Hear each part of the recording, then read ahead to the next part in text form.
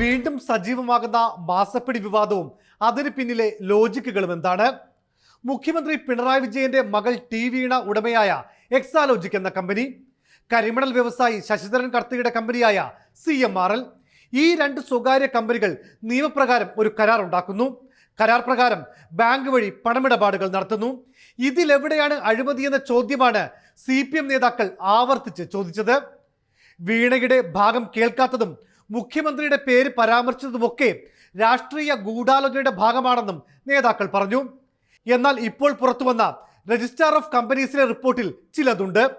CPM-ഉം മുഖ്യമന്ത്രിയും മകൾ വീണയും എക്സാലോജിക്കും ഇതുവരെ പറഞ്ഞതിനെ ചോദ്യം ചെയ്യുന്ന ചില ലോജിക്കൽ ക്വസ്റ്റ്യൻസ്. ഇപ്പോഴിതാ കമ്പനീസ് ആക്ടിന്റെ വയലേഷൻ എക്സാലോജിക്കും വീണ വിജയനും നടത്തിയിരിക്കുന്നു എന്ന റിപ്പോർട്ട് പുറത്തു വന്നിരിക്കുകയാണ്. അതിനും തൃപ്തികരമായ മറുപടി നൽകാൻ കഴിഞ്ഞിട്ടില്ല. എന്നാൽ ടാക്സോ കമ്പനീസ് ആക്ടിന്റെ വയലേഷനോ അല്ല ഇതിലെ യഥാർത്ഥ വിഷയം.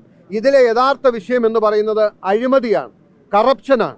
കോടാനുകോടി രൂപയുടെ വലിയ അഴിമതി മുഖ്യമന്ത്രിയുടെ മകൾ മുന്നിട്ട് നിന്ന് കരിമണൽ കമ്പനിയിൽ നിന്നും വാങ്ങിയതാണ് യഥാർത്ഥ പ്രശ്നം. എക്സാലോജിക്കും CMRL-ഉം കരാർ ഏർപ്പെട്ടതെങ്ങനെ? രണ്ട് കമ്പനികൾക്കും കൃത്യമായ ഉത്തരമില്ല. കരാർ വിവരം CMRL ഡയറക്ടർ ബോർഡിനെ അറിയിച്ചിരുന്നോ? ഇല്ല. കരാറുമായി ബന്ധപ്പെട്ട രേഖകൾ എക്സാലോജിക് ഹാജരാക്കിയോ? ഇല്ല. കരാർ പ്രകാരമുള്ള സേവനം എക്സാലോജിക് നൽകിയോ? ഇല്ല.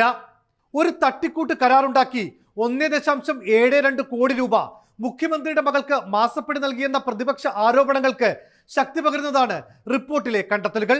ആരോപണങ്ങൾ അടിസ്ഥാനരഹിതമാണെന്ന് ആവർത്തിക്കുകയാണ് CPM. അന്വേഷണം നടക്കട്ടെ എന്ന് പതിവ് പോലെ കേന്ദ്ര കമ്മിറ്റി അംഗം AK ബാലൻ പ്രതികരിക്കുകയും ചെയ്തു. വിജിലൻസ് കോടതി തള്ളിയ കേസാണിത്. അതിൻ്റെ ഭാഗമായിട്ടുള്ള റിവിഷൻ പെറ്റീഷൻ്റെ മുകളിൽ ഒരു നോട്ടീസ് പോലും ഇതുവരെ മുഖ്യമന്ത്രിക്കോ വീണക്കോ കിട്ടിയിട്ടില്ല.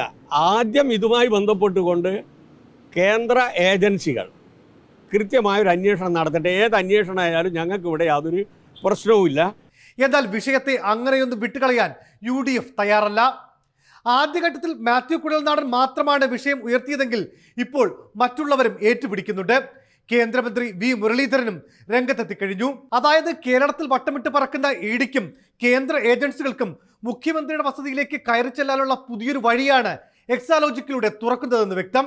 അതുകൊണ്ട് തന്നെ ലോക്സഭാ തെരഞ്ഞെടുപ്പ് മുന്നിൽ കണ്ടുള്ള രാഷ്ട്രീയ നീക്കമെന്ന CPM പ്രതിരോധം ലോജിക്കലി നിൽക്കുകയും ചെയ്യും. എന്നാൽ അന്വേഷണ സംഘങ്ങൾക്ക് മുമ്പിൽ വീണയ്ക്കും എക്സാലോജിക്കിനും കൃത്യമായ മറുപടിയില്ലെങ്കിൽ വിയർക്കാൻ പോകുന്നത് സർക്കാരും CPM-ഉമാണെന്ന കാര്യത്തിൽ സംശയമില്ല.